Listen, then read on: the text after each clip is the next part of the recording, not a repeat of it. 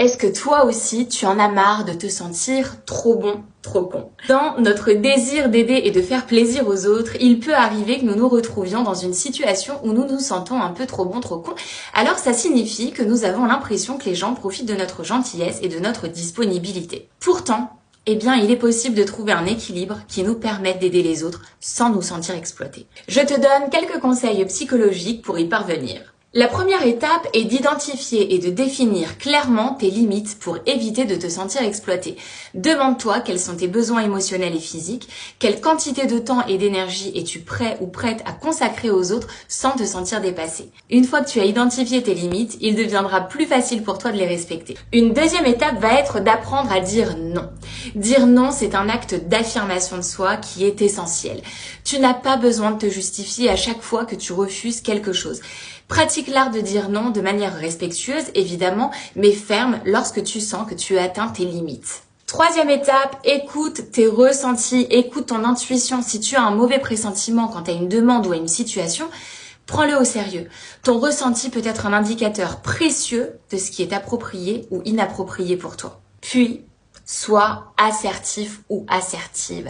L'assertivité, ça consiste à exprimer tes besoins, tes désirs et tes opinions de manière respectueuse bien sûr, mais sincère envers les autres tout en restant ferme. Pratique cette compétence pour communiquer tes limites de manière claire et sans agressivité. Un autre point important sera de faire attention aux signaux d'exploitation, les red flags.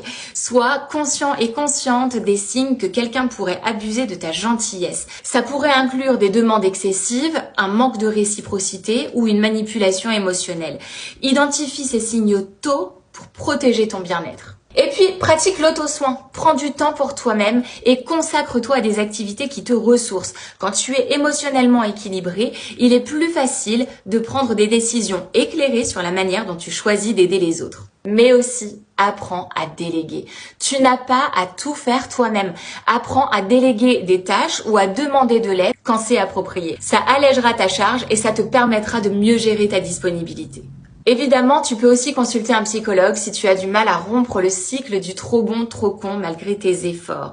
Envisage vraiment d'aller consulter, c'est ok. Ce ou cette psychologue pourra t'aider à explorer les raisons sous-jacentes de ce comportement et à élaborer des stratégies pour changer ce comportement qui devient inévitablement toxique pour toi. Il est possible d'être bienveillant envers les autres sans sacrifier ton propre bien-être.